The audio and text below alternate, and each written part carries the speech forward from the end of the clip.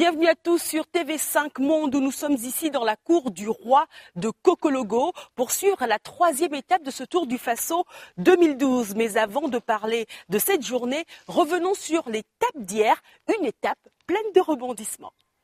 Bonne chance à tout le monde. Le maillot jaune va-t-il rester hollandais? C'est la question que se posaient tous les coureurs lors de cette 2e étape Liaco-Zignaré. Et la chaleur était également au rendez-vous dès 8h30 du matin, déjà 30 degrés. Le clan burkinabé est aux avant-postes, mais également celle du maillot jaune, les coureurs néerlandais qui amènent tranquillement leur leader. Dès les premiers kilomètres, certains jouent les cendrillons malgré eux. Amidou Yameyogo perd sa chaussure. Problème de fixation.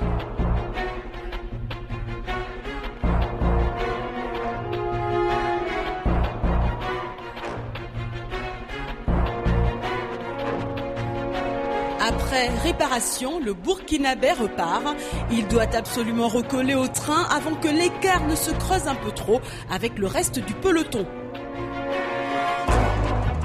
Comme depuis le début du tour, les Burkinabés animent la course. Comme depuis le début du tour, Haruna Ilboudo attaque et accélère. Durant plusieurs kilomètres, il vit ses moments de gloire.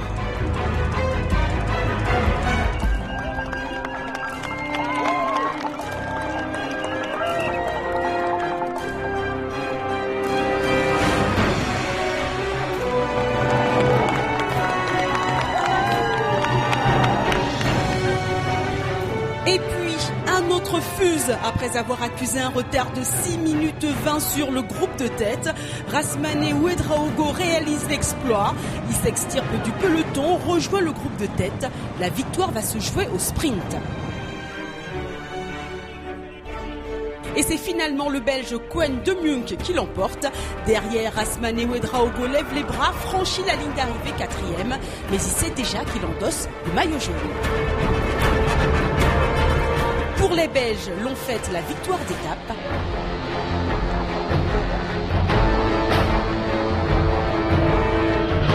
Après 142 km 100, les coureurs accusent la fatigue et certains souffrent beaucoup plus que d'autres de la chaleur. Mais la fatigue n'empêche pas le clan burkinabé de montrer sa joie intense, remplie d'émotions. Je ressens la joie que j'ai eu le maillot, la 2e étape. Je suis très fier avec mon équipe. Ils ont fait toute la course pour que je puisse récupérer le maillot et je suis très satisfait. Le Burkina Faso a donc récupéré le maillot jaune.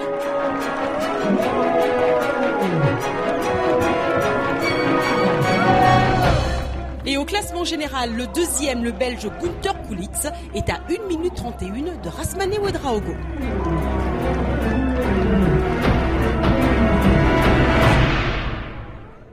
128 km 900, voilà la distance qu'ont à parcourir les différents coureurs. C'est parti pour le résumé de l'étape Cocologo-Boromo.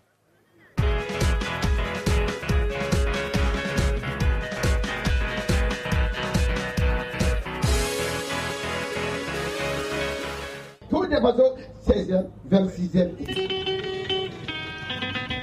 Toujours des spectateurs de choix lors des départs de chaque étape de ce Tour 2012. Les stars de cette compétition, les vélos, descendent tranquillement des camions. Et la star du jour, Rasmane Ouedraogo, est plutôt détendue.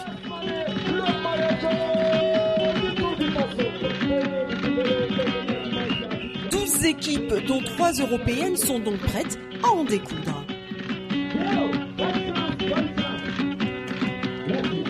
Et c'est parti avec une principale consigne côté burkinabé, ne pas laisser partir, être de toutes les attaques et contrôler la course. Mais les différents coureurs jouent leur va-tout. Les attaques fusent de toutes parts.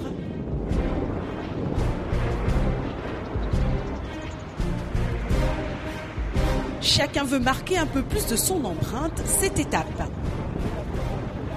Attaque, contre-attaque, accélération, c'est un début de course assez rythmé. Et un autre qui va rythmer cette étape, c'est Hicham Chaban qui attaque de façon fulgurante. Mais l'Algérien est tout de suite suivi par Harouna Il-Boudo, le Burkinabé très entreprenant depuis le début du tour. Les deux hommes sont en tête. À deux, ils sont seuls au monde devant.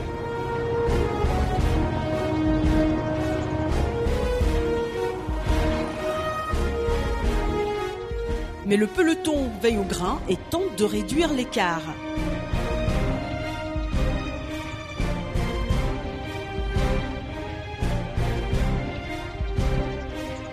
Le maillot jaune est bien placé à l'intérieur.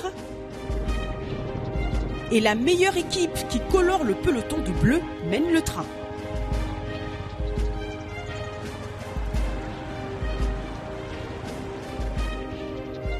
Et toujours dans les consignes, les Burkinabés encadrent Rasmané Ouedraogo, bien placé dans le peloton, encouragé par le supporter numéro 1 du sport burkinabé.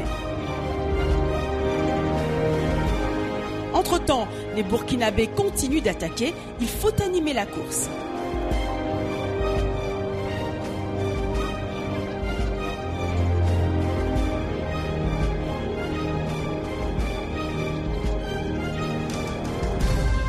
Et Rasmané Ouedraogo ne lâche pas son meilleur ennemi au temps, le Belge Günther Kulitz. Et puis, nouvelle attaque algérienne. Mais un Burkinabé n'est jamais bien loin.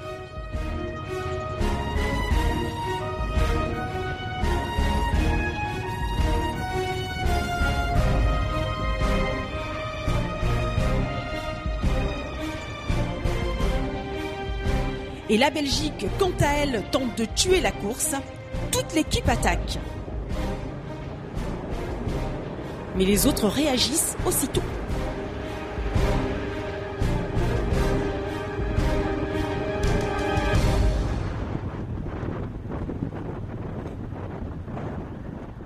Et puis devant, c'est l'Algérie et le Burkina Faso qui mènent la danse. Pas pour longtemps, puisqu'ils sont très vite rattrapés par le peloton.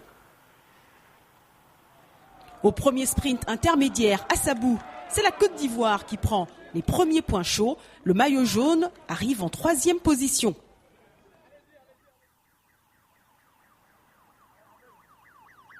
Et toujours Rasmané Ouedraogo et Günther Kulitz qui se surveillent comme le lait sur le feu.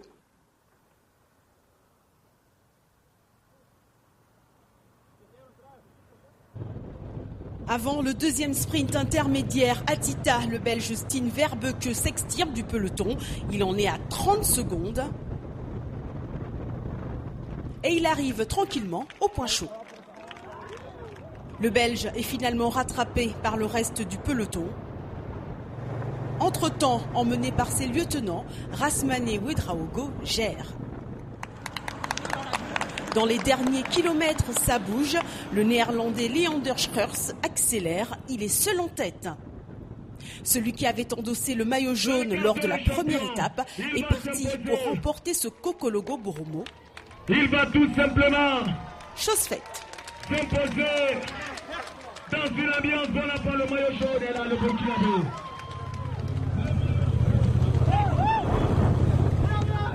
Deuxième victoire d'étape pour les Pays-Bas.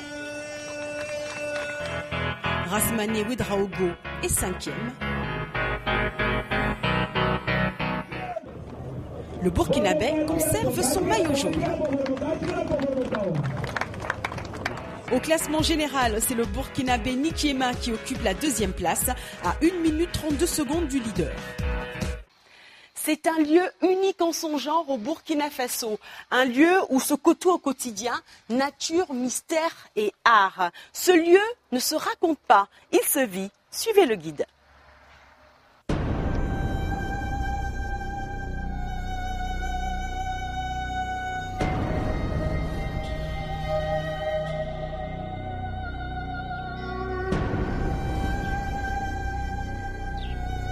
Bienvenue sur le site de sculpture sur granit de Lango. Ce site a été créé en 1989 par un artiste burkinabé du nom de Kisiriki. Depuis 1989, tous les 2 ans, il y a un symposium qui regroupe des artistes venant des différents continents qui viennent rester pendant 1 mois sur le site, voilà, pour travailler.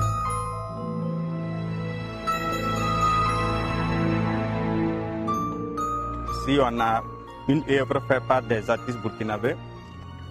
C'est l'évolution de la monnaie. Ici, nous avons un kori, c'est un coquillage qu'on utilisait comme monnaie avant. Et maintenant, il y a eu l'évolution pour donner la pièce, le signe du franc CFA qui est par là maintenant. Voilà le signe du franc CFA, c'est ça qui est par là. Voilà. Là, nous avons l'œuvre d'un Français du nom de Tanguy Boisson. Il a fait le buste, c'est le buste d'un homme. En regardant le buste, on voit que c'est musclé. Mais à l'intérieur, il y a une faille. La faille pour montrer qu'aucun homme n'est parfait. Donc c'est ce côté faible qu'il a représenté par la faille. Et la petite question, touche à ton côté faible, ça te fait mal au cœur. Ici, nous avons l'œuvre d'une Ukrainienne, Vasily Tabaski, donc les problèmes de la vie. Ça, c'est un poids. En regardant par là, nous avons le visage d'un homme. Et si on regarde de l'autre côté, c'est le visage d'une femme. Pour montrer que l'homme et la femme doivent se mettre ensemble pour porter les problèmes. Donc la complémentarité entre l'homme et la femme. Ici, nous avons des œuvres qui se font dans la nature. Quand vous regardez un peu partout, il y a le granit où les artistes ont sculpté leurs œuvres. Plus de 200 œuvres qu'on peut trouver dans ce site. Là, ici, on trouve des œuvres des artistes venant du monde entier. Par exemple, par là, on a l'œuvre d'un Irakien. Là, c'est un village qu'il a fait. Donc, le moulin traditionnel, c'est le lieu de rencontre des femmes. Effectivement, c'est l'endroit de liberté des femmes. Le granit, c'est une matière dure à travailler. Ça peut durer des milliers d'années. Et si c'était fait sur une autre matière, peut-être quelques temps après, ça va disparaître. Voilà, je ressens du plaisir en étant sur ce site parce que tous les thèmes traités par les artistes, c'est des leçons de vie que les artistes laissent ici. Les œuvres qui sont là nous enseignent encore plus sur nos traditions.